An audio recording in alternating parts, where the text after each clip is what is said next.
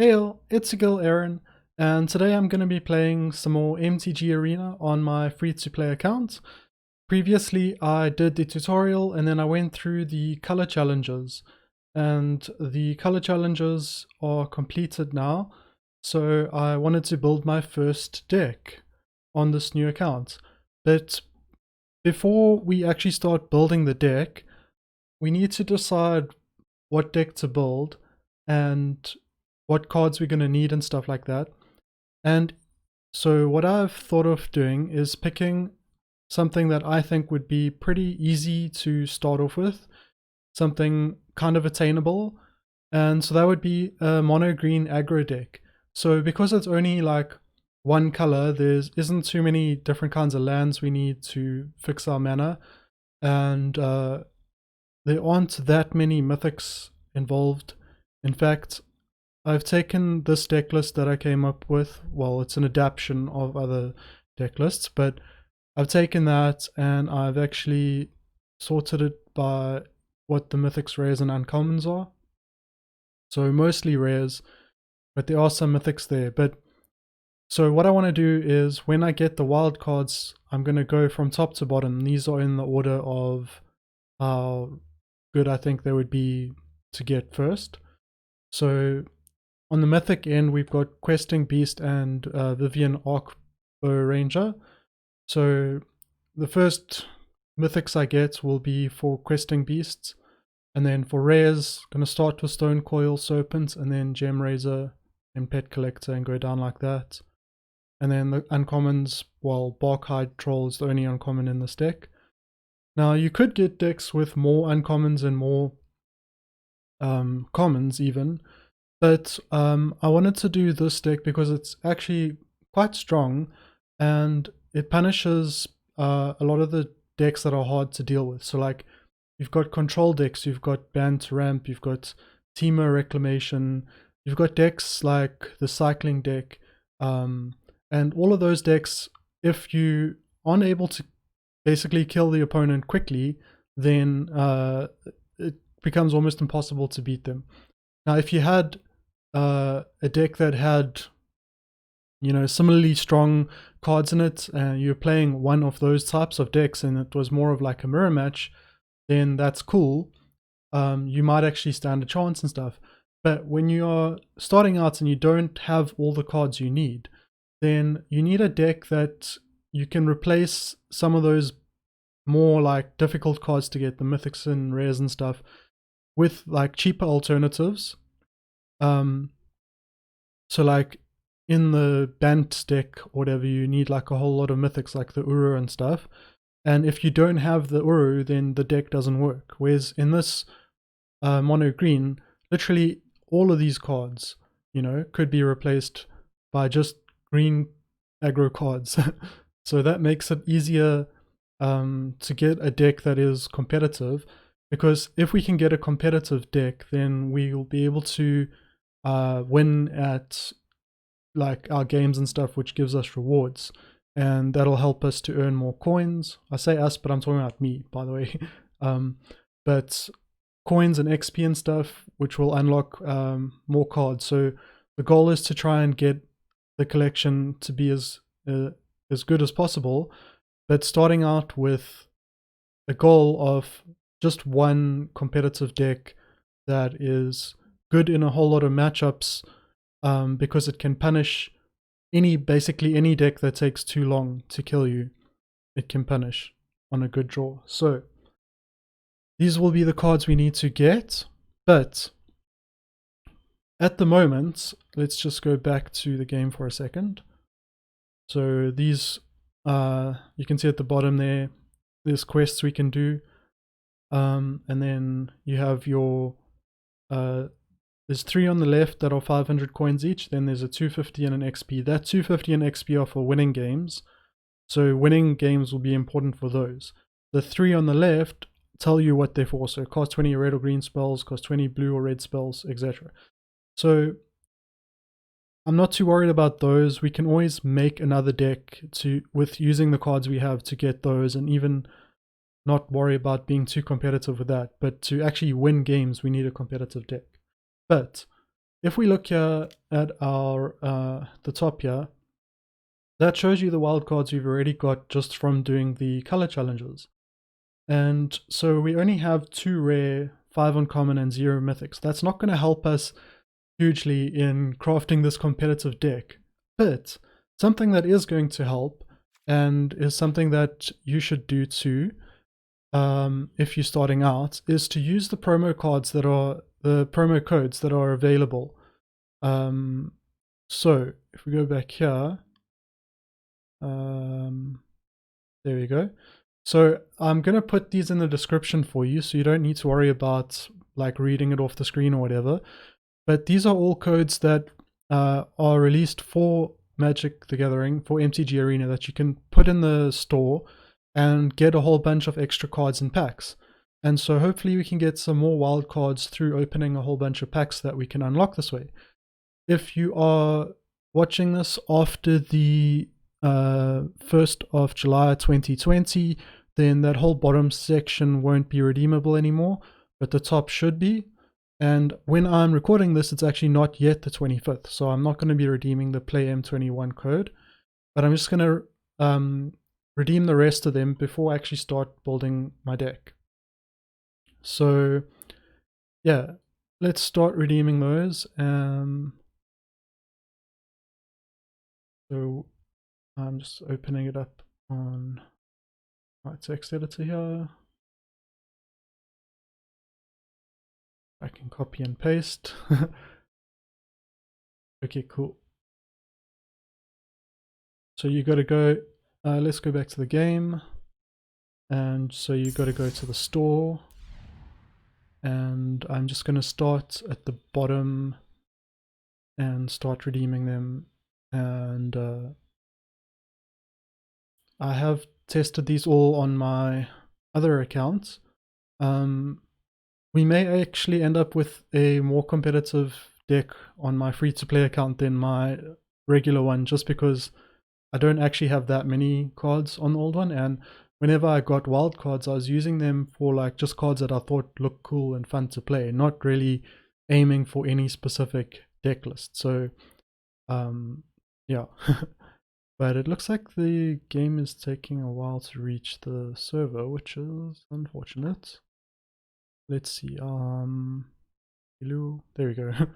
Okay, so you can go on the top right here where it says redeem code, and Play Ravnica is the first one. Woohoo! And that gives us 3 packs of Ravnica. Now let's go to Play Allegiance, the next code, paste that in there. Ooh. And we get Ravnica Allegiance packs.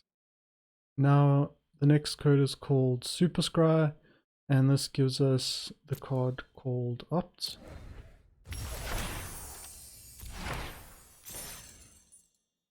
Cool. We aren't going to use it in our mono green, obviously. And next we will have Parallax Potion, which gives us the Revitalize card. Gain 3 life and draw a card. Even if you don't particularly want these cards, it's worth redeeming them. Oil Fungus next, because then if you get them again, you can get a Death Bloom Tharlid. But if you already have 4 of a card and you get more, then it should give you a wild card instead. So rather than unlocking 4 opts in packs before you start getting a wild card on your 5th opt, it'll only take, 1 less. Anyway, next we have Sparkle Druid, which gives us the Druid of the Cull. And so next we are going to use the code Shiny Goblin Pirates.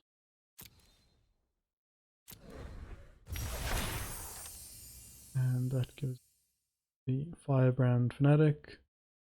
Whoopsie. Trying to move stuff around, job, but I'm clumsy with doing multitasking like that. Because I'm trying to see. Okay, so we have one more. Play Warspark. One more of the codes that are going to be expiring in July.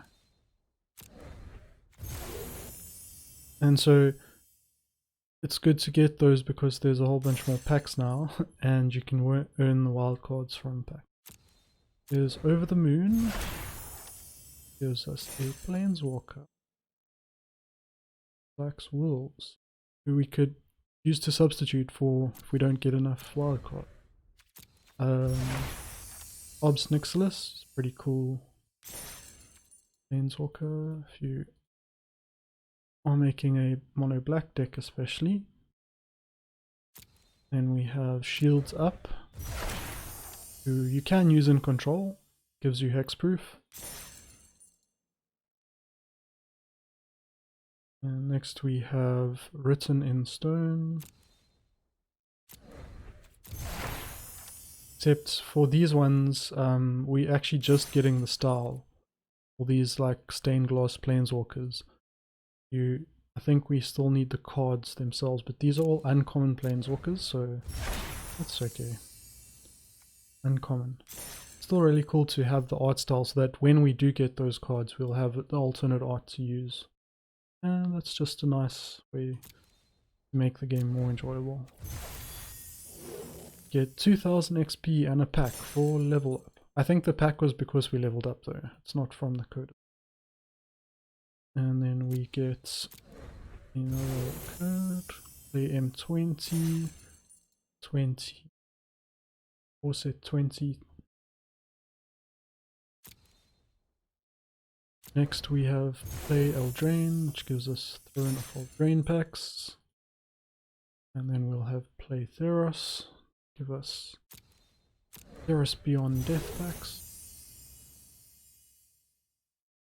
Then we will use Play Ikoria to give us Ikoria packs. And then we can also get a pack from the code FNM at Home. Oh no, it's just 2 cards. But a Crystalline Giant is one of the cards that I did want to get. Cool, so that is it for the promos. And so now we are going to go to packs and we're going to unbox or whatever, open up all the packs. We did have, I think, one Ikoria from the challenges and another one we got from leveling up. And then 3 of all of these are from the promos. So, I mean, 12, 15, 21 packs of cards from promo codes. So it's definitely worth looking for promo codes. And there we get a wild card uncommon. So we already had whatever, we're at 4 off whatever uncommon that was. So now we get another one, which is cool. And you also get another uncommon after doing 6 packs. And you get a rare every 6 packs. So this is Mission Briefing is the rare there. Not on our list, but it's okay. And I'm not going to go through all of these cards. Steam Vents is awesome. It's a shock land. The land is always really good to get. You're welcome to pause if you wanted to read all of these or look them up, but I'm just having a look at the rares mostly. And that's pretty cool if you wanted to play aggro. The white and red.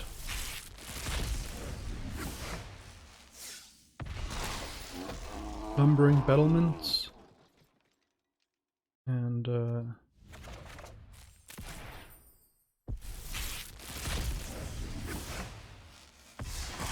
there we get a rare wildcard, and Mass Manipulation was the rare in pack. Growth Chamber Guardian was on our list. Yay.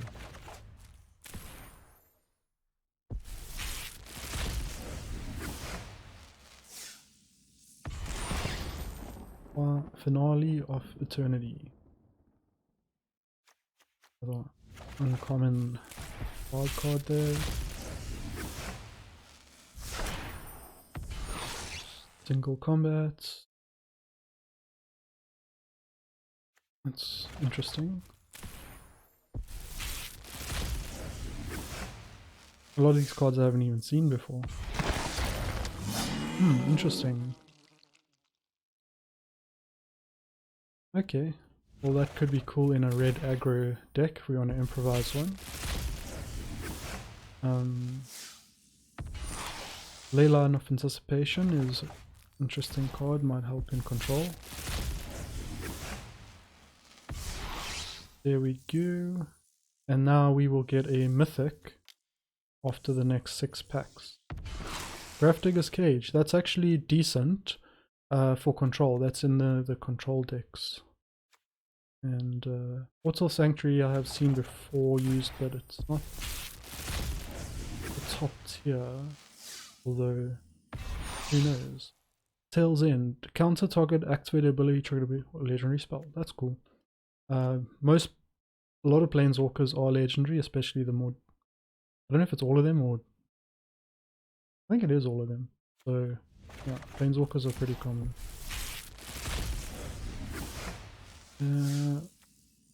Interesting. That's a pretty decent card for white aggro. Doom Foretold. So there's a black-white life gain deck, which I'm thinking of adding that card into. We get onto the black-white deck. Life gain mid-range style. Get another uncommon. Lock Me a Serpent. Doubt I would use that really.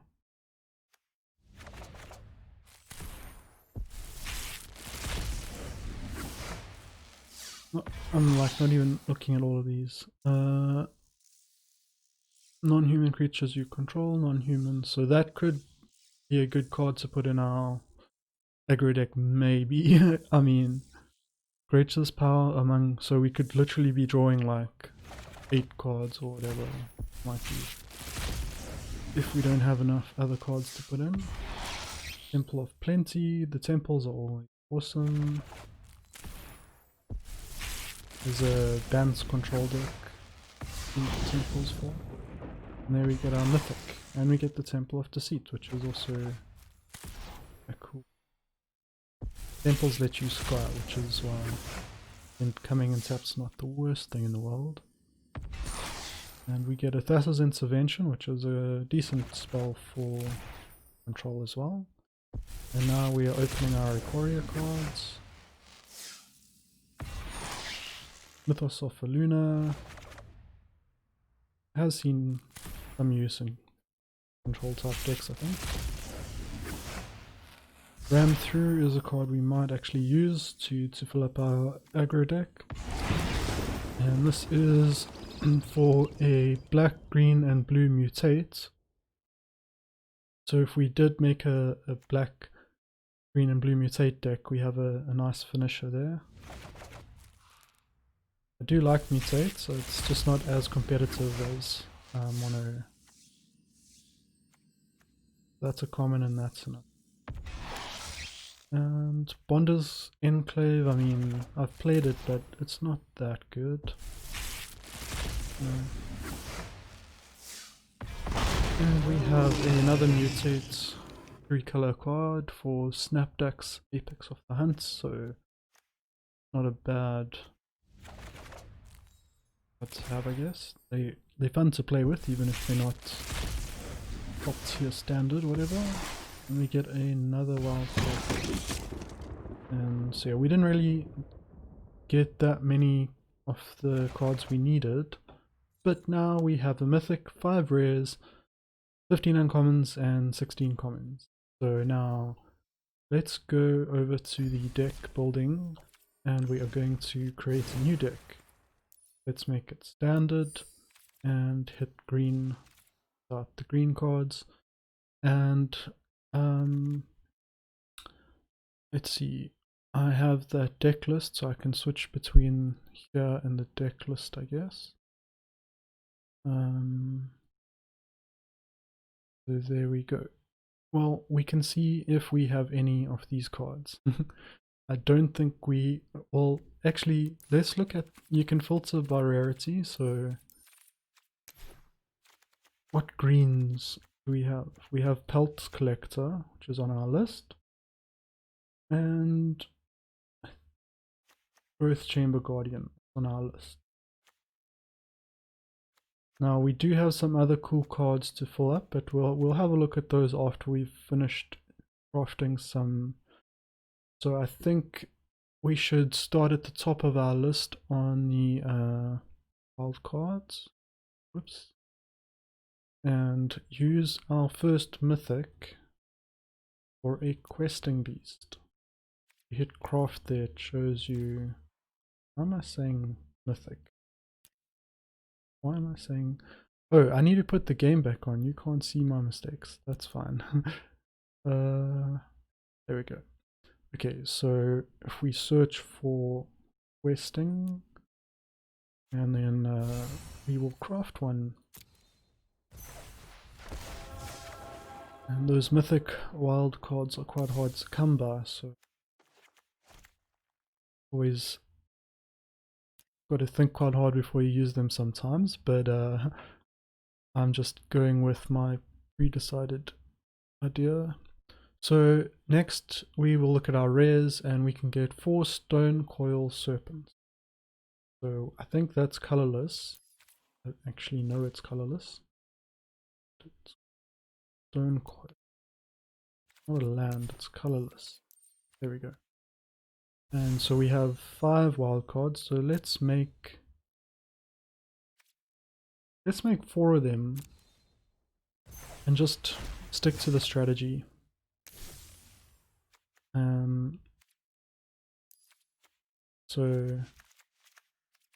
And now we will go and get ourselves a gem raid.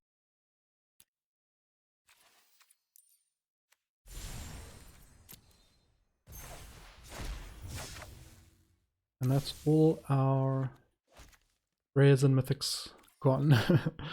But on the plus side is this is starting to look like a solid core of a deck. Now, Stone Coil Serpent, why would I have chosen that first? Well, simply because it's colorless, allows us to use it in a variety of different decks. So even though we are trying to get a competitive mono green deck built, we can use the Stone Coil Serpent in any like deck that wants to put on pressure. So all aggro and mid-range decks, and it's good in pretty much all of those, because reach and trample is extraordinarily important usually, and protection from multicolored means it can't be killed or targeted by creatures or spells that have more than one color. So that cuts out a lot of the threats that it might have to worry about. Can't be blocked by multicolored. So every now and then you're coming against someone who has only multicolored creatures or something, and you can just go straight in for damage. And the cool thing about the Stone Coil Serpent in this deck, having the Gem Razors as well, is that if you mutate the Gem Razor onto the Stone Coil Serpent, the Gem Razors are 4/4, so the Stone Coil Serpent's coming in with whatever counters. Let's say you cast it, so the Gem Razor can actually mutate turn 3. If you see the mutate cost there is 1 colorless, 2 green, even though casting it normally is 3 colorless, 1 green. But so for 3 mana you can actually cast it. So let's say we have 2 mana available, we cast Stone Coil Serpent for 2. Sitting there as a 2/2. Not that big. But the next turn we have 3 mana, so we mutate Gem Razor onto it. Now it goes to 4/4 because we put the Gem Razor on top, but it keeps the counters it came in with, so it becomes a 6/6. And a 6/6 on turn 3 with trample and protection from multicolored and getting to destroy a target artifact or enchantment. That's huge. And then turn 4, you know, you play your questing beast. So I mean, turn 1, turn 2, turn 3, turn 4, and you can probably like kill the person on turn 5. You know, so yeah, that's not such a bad start. But now we need to fill the deck out with a lot more cards, because you know, we only have 32 out of 60. So let's have a look again at our deck list, and we'll go creature by creature. So Vivian Arcbow Ranger. Okay, wait, let's first do our uncommons, because we might be replacing some of these rare options with less powerful uncommons. So I'm just going to go back to the game. I don't know why I'm searching for uncommon. Should be searching for... Wait, what's it called? The troll.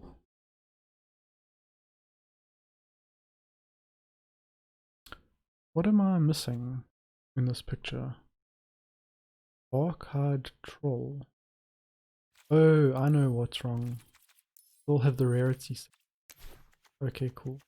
So, we actually only need one more, which is pretty cool. Just make sure we had enough before I spent any more of wildcard. So we're going to put those in. Okay, so everything else we add is going to be in improvisation.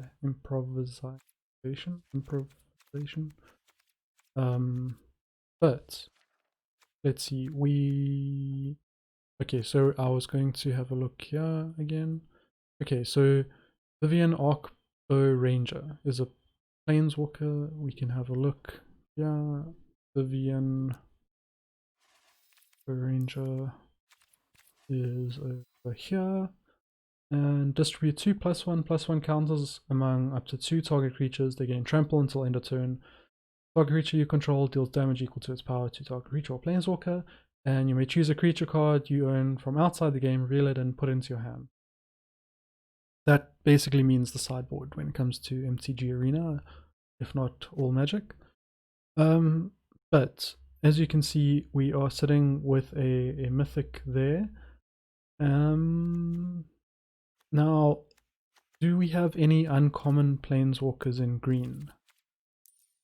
Well, we can search by planeswalker, and we can see that we have two. There is each creature you control with a +1/+1 count on it has add 1 mana of any color and put a +1/+1 count on target creature. And you can do that 3 times before he's out of loyalty. We also have each creature you control that's a wolf or a werewolf enters the battlefield with an additional +1/+1 counter on it, creates a 2/2 green wolf creature token. So wolf or werewolf, well, so far isn't really part of our collection. But we can create a 2/2 wolf, which is cool. Now, if we have a look over here, we also have another uncommon, but you can see it's 2 and then there's a black and a green symbol. That's called a hybrid mana cost, and basically it means you can use either black or green for either one. So you could do 2 black black, 2 green green, or 2 green black. And so because we only have green, 2 green green is quite an easy achievement. Easy to have, you know, 2 greens when you're only playing forest. So Vraska Swarm's Eminence is also an option. We also have Summit Torrent Smasher, another option with creatures you control have haste, and target creature gets +2/+1 and gains haste until the end of turn, scry 1. That is quite cool. Actually, let us just, we don't have rare or mythic wildcards anymore. Easier to look at. And then each creature assigns combat damage. It's not really that helpful. And then a creature with power 4 enters the battlefield, draw a card and tap a target permanent. That's not bad, but it can be bad if you don't have those 4 power creatures. So I think our best options are the first 4 here. I like the idea of giving our creatures haste. You can see Questing Beast already has haste, but some of the others don't. So being able to go in and also being able to +2/+1 and get haste, it's not bad, you know, as a 4 drop. Vivian Arcbow Ranger was a 4-drop as well, so we are keeping it in. So I think let's do a substitute over there for the Arcbound Ranger. So we normally had 3, so let's just add 3 of these in.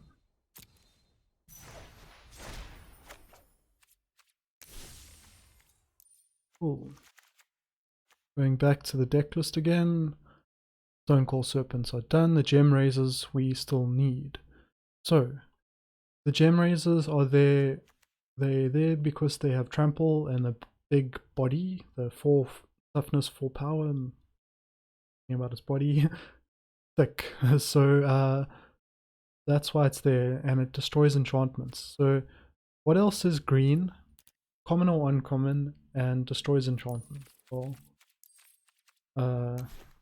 and preferably as a creature, but I'm going to just add destroy as my keyword there, and okay, we may need to look at what is craftable. Wow, okay. I don't know about that. It is 7 mana to create 3 bear tokens. But 1 mana if you play them outright. And when they deal damage, you can sacrifice it, and if you do, that's very difficult to pull off in all circumstances. Actually, let's just have a quick look and see if there are creatures. I think there are, but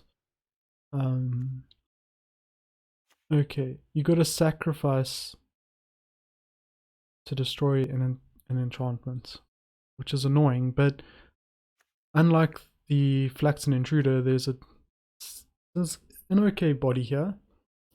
3 mana means, you know, you normally hopefully be casting the Gem Razor for 3 mana. So I think this will be good, because basically I'm also wanting to try and keep the feel of the deck similar. Have as close to it as I can, and not just stuff in like any good card that's at that spot, because I want to actually get good at playing you know, mono green aggro, and yeah, I want to, so I'm hoping that the skill can transfer by having just better versions of the cards as we get the wild cards, rather than entirely different cards. So I'm going to spend 3 on the Thrashing Brontodor. And so Brontodor. Oops, oh, that's what I need to do. Okay, cool. So that is the 3 there, plus the 1 covers our Gem Razor slot. And now we have the Pelt Collector. So the Pelt Collector is a 1-drop. So I'm thinking let's look at 1-drops. And wow, do we only have... Oh, we don't have that many 1-drops, do we? Okay, well, Almighty Brushwag is actually a really good 1-drop, because for 4 mana you can give them +3/+3. So if you just happen to not have cards to play but a bunch of mana, you might actually be able to make them bigger than a 1/1. And the Pelt Collector starts off as a 1/1, but every time a creature comes into the battlefield under your control or dies, Pelt Collector gets a +1/+1 token, so it gets bigger. So 1-drops who get bigger is the theme we're looking for. So I'm actually pretty I'm looking at the Almighty Brushwag for a replacement there, I think. Also mutating onto the Brushwag can be cool, because then, you know, it's going to be like a 4/4 Gem Razor that can get +3/+3 onto it as well. Just how, you know, if you mutated onto a Pelt Collector, you would have the token benefits. But do we have anything else that's a 1-drop that gets token?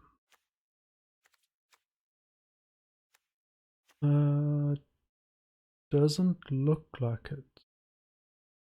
I mean, the Chain Web Arachna is okay because it can come into play if you escape it from your graveyard later on with 3 counters on it, so it'll be a 4/5, and then it will deal damage equal to its power to a creature with flying your opponent controls. So if your opponent has a flyer with 4 toughness or less, and you escape the Arachna in, it can kill it immediately, or if your opponent has a flyer with 1 toughness, it can kill it as it comes in.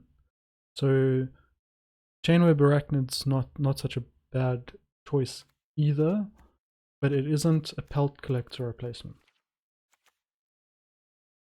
You get +1/+1 if you control. That's not that available, and this is more of the replacement for the Stone Coil Serpent than the pelt collector, I think. So I think I'm going to go with the Almighty Brushwag. So we'll do 3 of those, and those are common, so that's another benefit of using this. One is that we save some of our uncommon wild cards for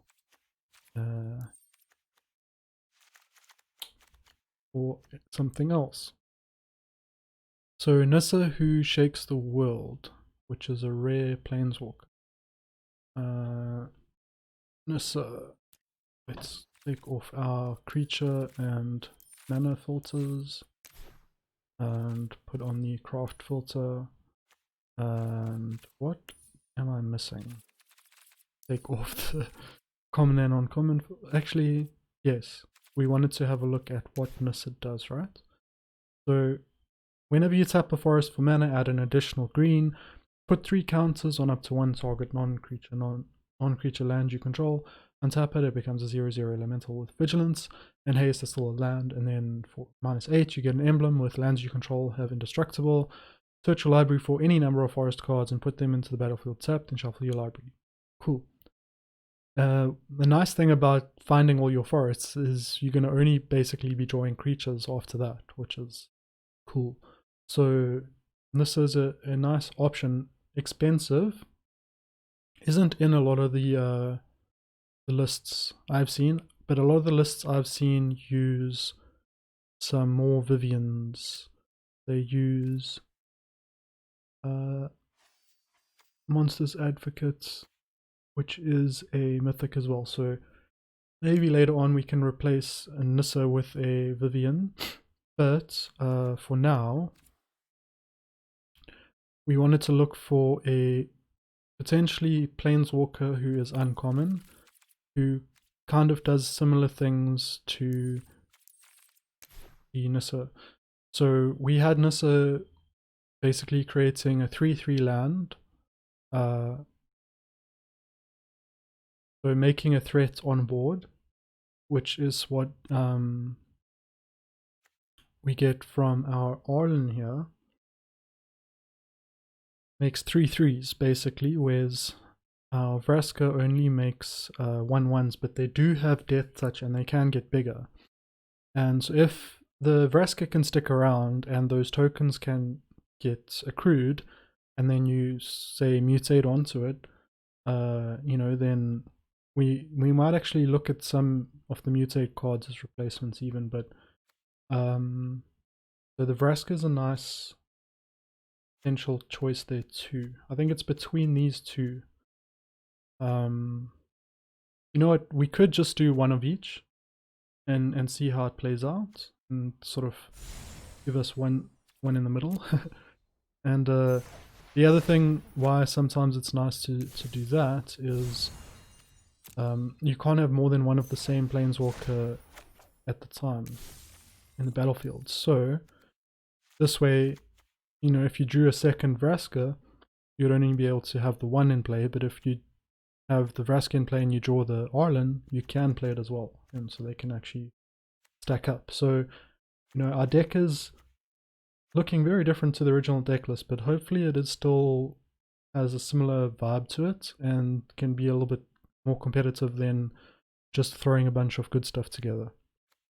Let's look at the deck list again and see what's next. Okay, so Castle Garenberg, we can have a look at that. There's not a planeswalker though.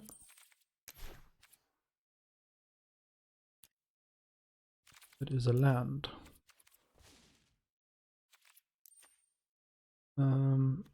So it's enter tapped unless you have a forest. It adds green, and then for 4 mana and tap, add 6 mana, but only spend it to cast creature or activate abilities of creatures. So basically, by paying for and tapping, you're getting an extra mana out of it. But yeah, so the list does use it for, sometimes that extra mana is useful when you get it later on in the game. But I don't think the land at this stage and this extra land we're getting, extra mana we get that way is going to be super useful.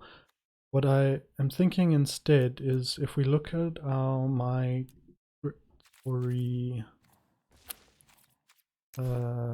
Great Horn, it's a common, which is cool. Some decks actually do run it. But the nice thing about this card is it's going to, because we only have the Gem Razor, so we replaced the Gem Razor with the Brontodon, right? But the Brontodon can't mutate. So that ability to mutate onto another creature and so buff up your Stonecoil Serpent or Hit Collector or even your Barkhide Troll won't be there. Now, a 3/4 isn't as good as a 4/4, but it's also a 3 mana mutate. And this goes and fetches a land. So that can help kind of with that extra land vibe that the castles were going for. So let's just go back to our deck list and see. We have an Ugin the Ineffable, which was another Planeswalker I put in there to be replaced by like a Vivian or Nissa later, but I wanted to put it in this deck list because, well, let's just have a look at the Ugin so you know exactly what I'm talking about here. Back to the game. So color spells cost you 2 less. That's actually an ability that I not really seeing much use for in this deck, but the reason I chose Ugin is because it's colorless, so it can go into basically any deck. And so it has a exile the top card of your library face down. You can look at it, create a 2/2 color spirit creature token, and when that token leaves the battlefield, put the exiled card into your hand. So it's card draw with extra steps, but also helping the Planeswalker protect itself. And then the -3 is destroy target permanents that's 1 or more color, so as long as it's not colorless, which target permanents, I mean, that can really get us out of a lot of binds. Planeswalkers, artifacts, enchantments, and obviously a lot of scary creatures around. So one of those Vivians we were looking to get allows your creature to fight another creature, so that's one way you can have a Planeswalker killing a creature. This is another way. So that's basically what the Ugin is there. It's like a removal, but one that can stick around and do damage and protect itself and just generate value. But anyway, we are not going to look at the Ugin just yet because we are looking at the Wildborn Preserver. We're still considering what to do with that mutate potential. Okay, so flash and reach. When another non-human creature enters the battlefield, pay X. When you do, put X counters on Wildborn Preserver. It's a 2 mana. So, and then the other option was the Yorvo Lord of Garenberg. Let's have a look at that one. And that's a 3 mana that grows. So I'm thinking basically maybe instead of the Yorvo, that's probably better. So we have 3 Yorvos. So let's go for 3 migratory Great Horns to replace the Yorvos at the 3 mana slot when you are hopefully mutating it. Getting an extra land to balance out the missing abilities from Nissa. And now we did need a replacement for the Wildborn Preserver though, which was a Reach 2/2 that gets bigger. Do we have any Reach 2/2s? In green that are within our wildcard capacity. Okay, so we do have the Raoul Harpooner, which can enter the battlefield, choose up to one target creature with flying I don't control. It gets X plus 0 until the end of turn, where X is the number of creatures in the graveyard, and then it can fight that creature if we want to, so that's not too bad. It's a similar thing to our Chainweb Arachna, although this one escapes, so it can come back from the graveyard rather than just looking at the graveyard. This one, when it blocks, it gets +2/+0, which might be useful. Choices. Well, the Snare Spinner is a common. I don't want to unnecessarily spend wild cards, because there are other decks that we would, or I would like to going.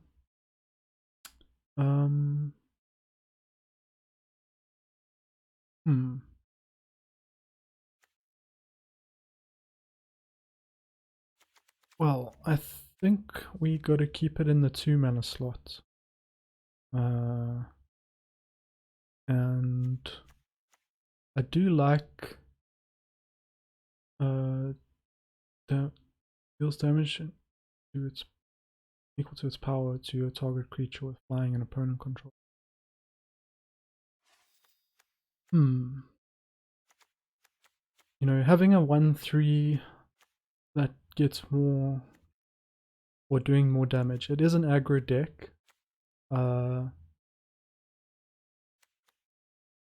think another thing our deck isn't doing is it doesn't have any pump spells, which I've seen other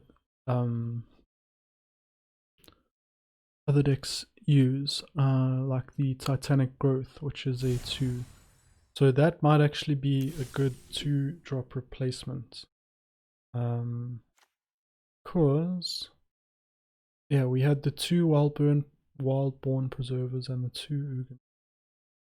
What else are we missing? Growth Chamber Guardian replacement. Okay, Growth Chamber Guardian is whenever one or more +1 counters are put on Growth Chamber Guardian, you may search your library for a card named Growth Chamber Guardian. So it doesn't really make sense when we only have one, does it? Although the Adapt 2 is useful. But let's have a look at what else has Adapt.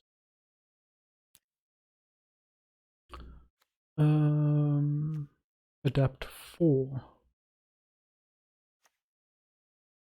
Not much stuff actually has Adapt. Maybe it's at higher rarity. I mean, let's leave the 1 in. We won't be able to use its ability yet.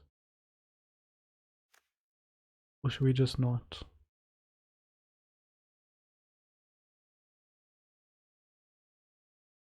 Each creature with a +1 counter has trample.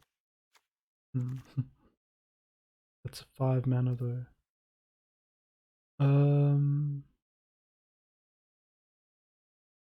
No. What mutate options do we have? I mean, we kind of wanted to keep it aggro, right? Okay. Let's see now. What is aggro? Only once a turn, well that might have been an option. I'm thinking that the Titanic Growth might be a good choice. Or do we use Giant Growths?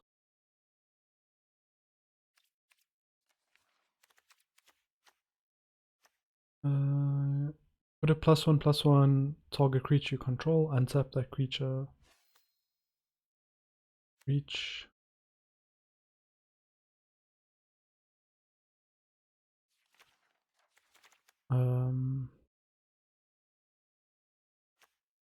It's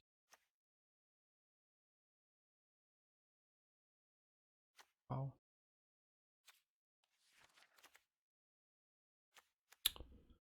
Uh,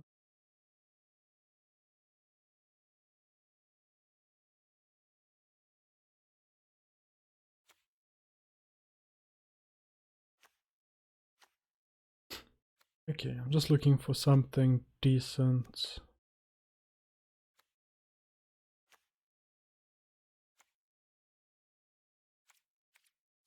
So far, I mean, Vigilance is not bad. Like growth cycles, like it's tempting because a Titanic growth would be +4/+4. This is +3/3, but it could be more. But I don't want to chance it.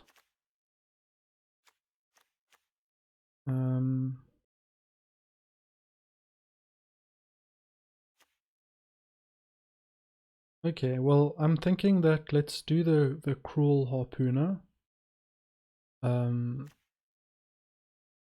Sorry, I should be showing you the game, I guess. Let's, yeah, so we wanted Wildburn Preserver. So this is replacing the Wildborn Preserver. And we have 4 uncommon. This is an interesting one because it gets a +1 if you have a creature who's 4 power or greater, which we may have.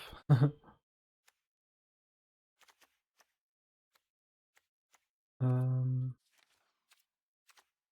Paradise Druid are uncommon. Paradise Druid is another option.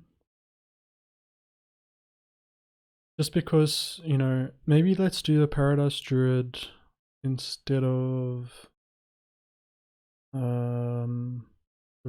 the Growth Chamber Guardians.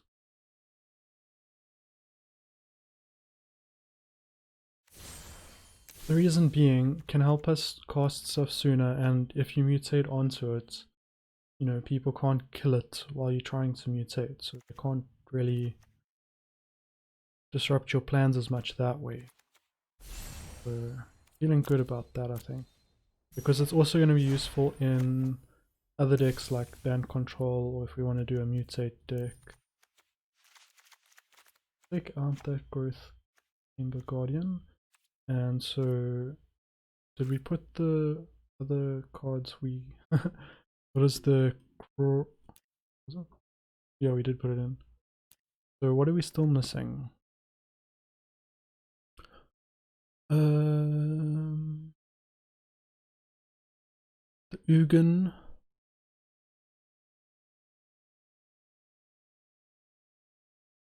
Should we look at the Planeswalkers again? We don't have any uncommons left, right?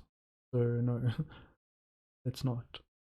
Because we only have uncommons left. So let's actually take that off. And let's just look at what we have. So,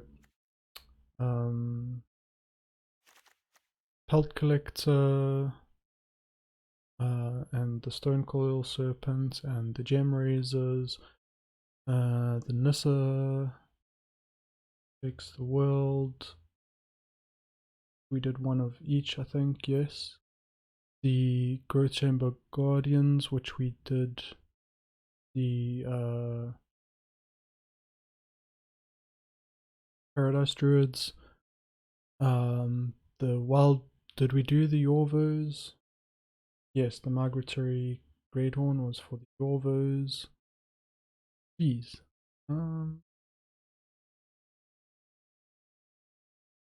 What are we missing?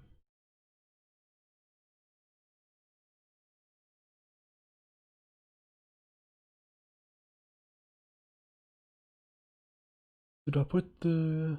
Yes. Okay, I'm confused. Well, we need 5 more cards. So I think it's the, I don't know. Let's just look for 5 cards that will go well in this deck. Rabbit Bite's pretty cool, especially because we have some tramplers.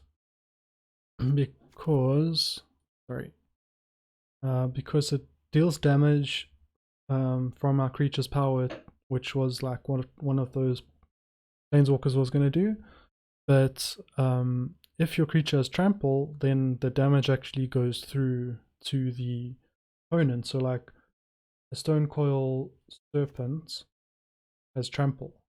So let's say you make a really big one, like a 6/6, you know, that can actually start really helping you. So I'm thinking we go for a couple of these. And then we go for some... Was the Titanic Growth an uncommon? No. Should we do some Titanic Growths?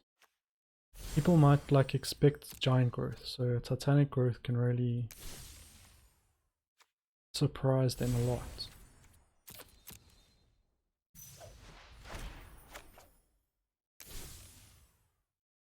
And we can put those in.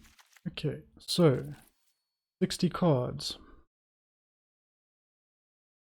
A questing piece is trying to attack me. This is Spectre, and sometimes he thinks my beard is needing a bathe. Okay, so that is our deck. We have an interesting mana curve. It's not really as easy to pass because some of our 4-drops here are actually meant to be mutated as a 3-drop. So it is a little bit more rounded than it looks. And yeah, I think it is worth taking it out for a shot. So I'll show you save that. Actually, I wanted to do one last thing there, and well, we have Pelt Collector as our current mascot, but let's see, let's do Questing Beast, because Questing is awesome, and we spent like our only mythic on it. Questing Beast. Cool. This is the deck box cover. The other thing we can do is if you go to your profile, you can actually, we have a pet to select? No. But we can change our avatar. So there's some that are locked. But I think a Johnny is not the best fit for me personally. Liliana is probably a better fit for me. That. So now if you go play, there's a whole lot of different things you can do. There's events. We'll come to those events in a bit. I'll do another video on those. And then there's play, and then there's a bot match right at the bottom.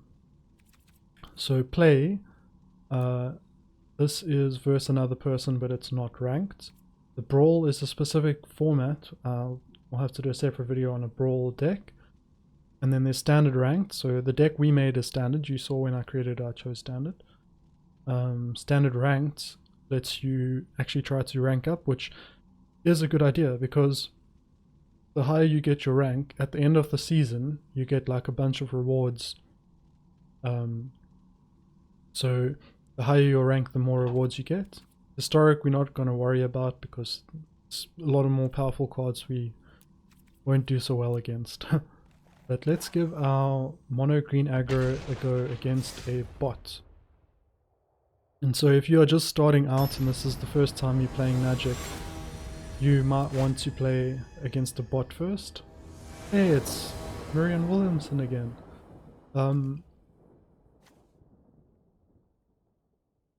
Or if you just want to get used to the interface as well, if you haven't used the app. So we will, I think we'll keep this hand, even though we don't have anything to play on turn 1. We do have something to play turn 2. We can mutate onto someone who's hexproof, get an extra land, can help us get to our big costed planeswalker there. And so let's see how we do. Nothing to do on turn 1 though. Opponent has a land which is blue. I'm going to play another Paradise Druid. Well, I'm going to play the Paradise Druid. We have another Crawl Harpooner we drew. So land is... I'm a little bit worried about our land level, so I'm actually going to use the Paradise Druid. I'm not going to... well... actually, we can leave it back as a blocker. So if you... okay, finish it. No attacks. So basically the Paradise Druid says that it has hexproof as long as it's untapped. So that means if it gets tapped it's no longer hexproof, so it can be targeted. And so I left it back as a blocker instead of attacking so that it could stay untapped. They can't get rid of it and it's big enough to not let them attack without dying. So we're protecting our life total there. But now we have 5 land. We could even cast a planeswalker, to be honest. But that would require tapping our Paradise Druid. They don't have flying, so... should we just go for it? See what they do. Nah, let's play it safe. Let's play another Paradise Druid. And then we'll play Cruel Harpooner. And now this is an aggro deck, so I should actually have been attacking. I shouldn't stay back just to keep hexproof. That is how I like to play. I mean, I'm not doing aggro. Okay, so what is this? Yeah, so this should help. Because now we can fight, we will survive, and we can also play our Barkhide Troll and still have a mana up. Can attack. Sorry, Miriam. And then next turn, potentially play our Planeswalker. Unless they kill our Paradise Druid. Nope. Now we have enough land anyway. They have a negate. Nope. And so we'll create ourselves a wolf token and let's attack with everyone. Good. Life total down. Doesn't matter if we lose one creep along the way. I mean, next turn we'll have enough to close. Really putting them on the defense.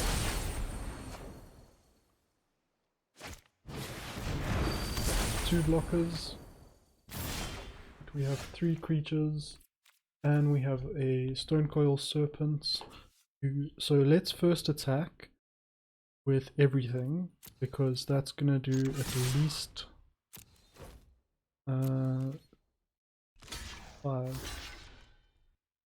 Okay, we'll do 6 because they chose to block 1 for 2 power.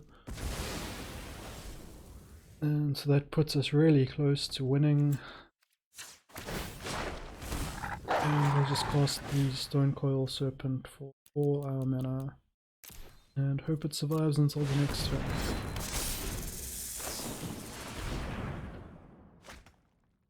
It does have the protection from multicolored, so not as fragile as some of our other creatures, but if you're playing against a monocolored deck, so protection from multicolored doesn't really make a difference. But now we have enough to go in and win. And so basically with aggro, unless you're getting out aggro, you want to be turning everything sideways and attacking, and if you can't do that, then you are probably in trouble. Because you're trying to basically get your hand onto the board and attacking and top deck good things to keep attacking until you win. you're not keeping cards back for later in the game. You're trying to kill them as soon as you can. So that was a bot match, and it was relatively easy. So let's have a go against a human, and then we'll finish off the video with this.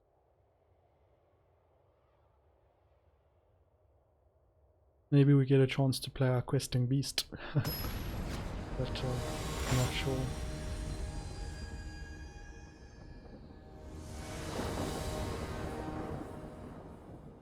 We don't have questing beast in our opening hand, but we do have a 1-drop and a 2-drop and 2 pump spells, making it a relatively powerful hand for aggro. We can play that. If they play something that is weak enough, we can Titanic Growth our Brushwag, but doesn't look like that is happening. Let's go in for 1 so far, and then we'll just play our troll, hope for the best.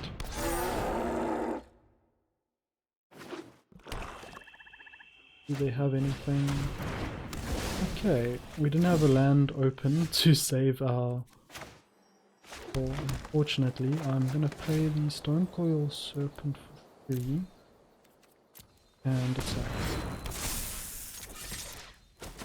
Because next turn we'll be able to pump up the Brushwag if we need to, even without playing a card. They look like they're playing a relatively slow deck. I mean, you don't normally play those kinds of artifacts unless you like roll or something. So I'm thinking let's just go in for now without using any of our cards, and we'll activate the ability of the Brushwag. And so next turn we'll have enough kill with the cards in hand, potentially. Okay, these 7 plus 1. Okay, well now there's something to block, so we'll have to see what happens.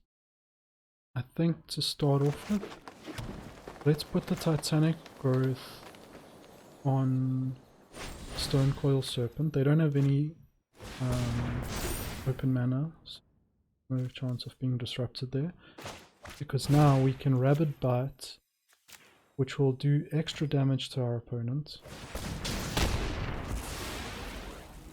No. Wait, what is it?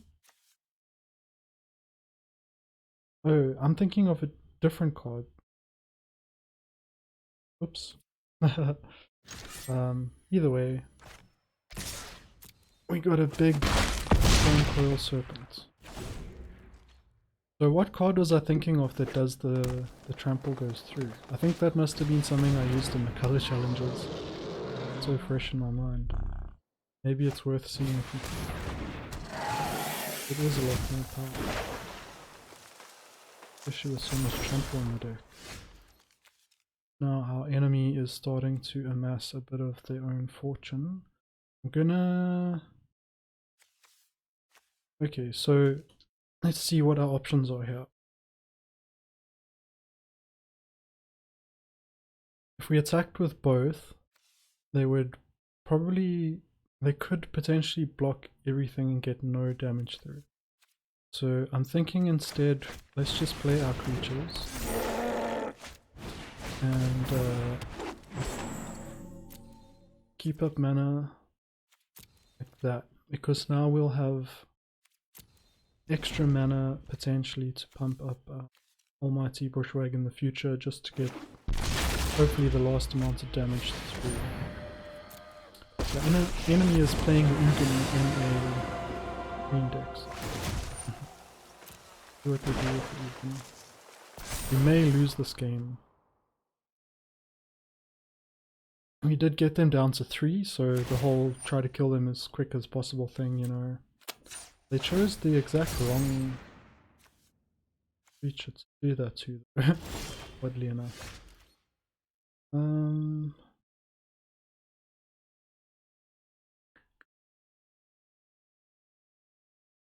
This is a bit of a pickle. I think I want to just play the creature.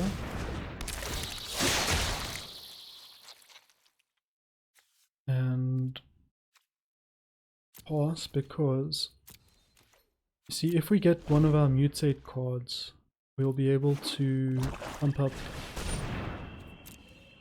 the Stone Coil Serpent quite a bit with it.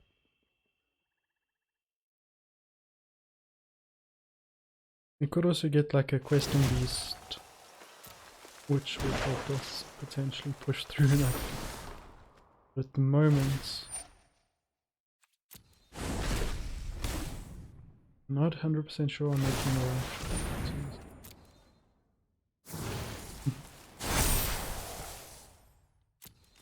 I mean, cool, you have 2 reach counters. Okay, yay. Now, let's put it on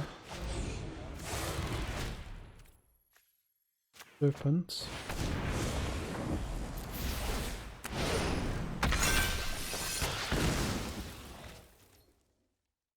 And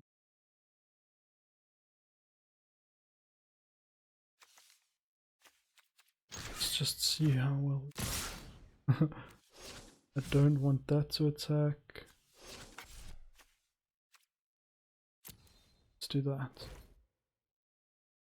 The protection multicolored, so the Death Toucher can't really kill our Stone Coil Serpent.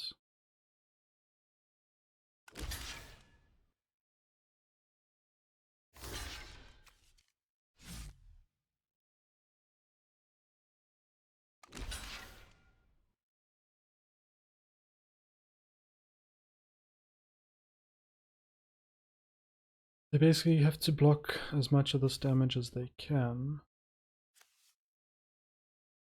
That's a multicolored, so they kind of only really have the tokens to block them off.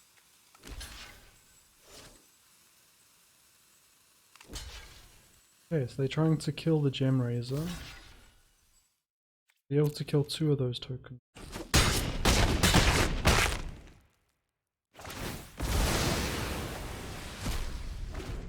So I'm not sure if that helped that much, but at least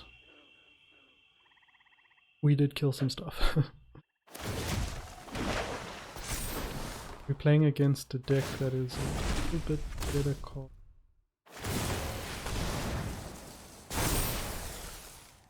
But you can't really expect too much from starting out.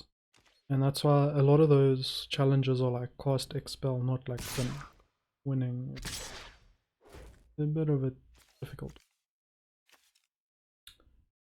I'm not gonna block. Interesting choice to block. Got another Serpent. I think we lose this game.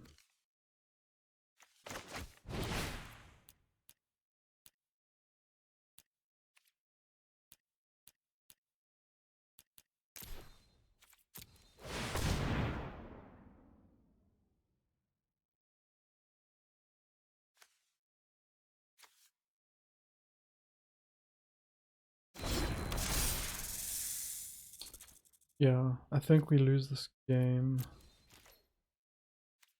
So, oh well. Our Stone Coil Serpent is an artifact / enchantment, but protection from colored. So we didn't do too well in that one, but through the power of editing, I can pretend it didn't happen. No, it's fine. I'm going to. So yeah, okay. So yeah, we lost that one, but we leveled up. It was cool. And yeah, one other thing to check for is sometimes the store gives you free coins. Not today though. So that'll be it for today. I mean, our deck isn't performing that great. What was the card I was thinking of, by the way? that allows the trample effect to go through.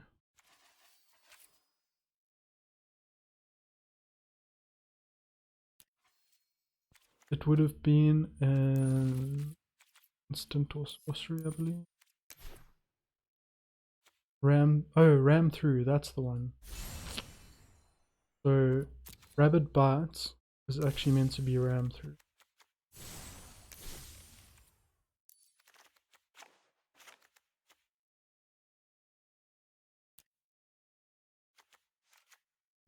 I'm gonna craft 2 more. Ooh, I think my game crashed. Sometimes when I craft cards, the game crashes.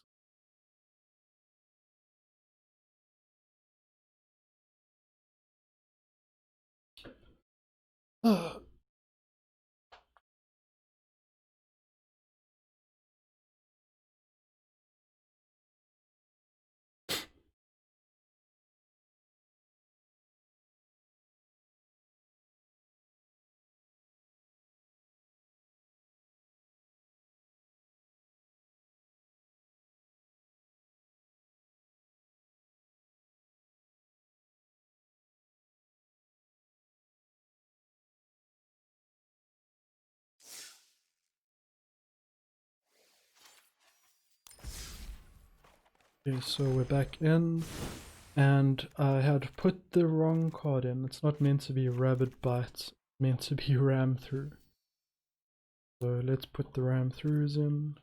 Made 3. Just thought I could swap one for 1 Titanic Growth. And so I meant to have the Rabid Bites in, and actually I meant to have the ram throughs in, and I had Rabid Bites instead. So you can see we have cast 8 green spells, which helped us with 2 of those quests. We didn't win any games yet, but we'll get there. Just starting out. And it is difficult in the beginning. Playing ranked is maybe not the best option if your deck's not that strong, but you're welcome to give it a shot. And with a good draw, I'm sure we could have won, you know? I drew the questing beast instead of like something else. So you can win, but it's not yet consistent because we don't have all our cards. And so we might stick to non-ranked while unlocking some of these challenges. So my next video, I will be taking this green deck for a bit of a ride, finishing these achievements and showing some more games of it in play. And but that'll be it for today's video. Thank you so much for watching. See you all around. Don't forget to subscribe if you want to catch my other videos, and you can like and comment if you want to say hi. Anyway, bye.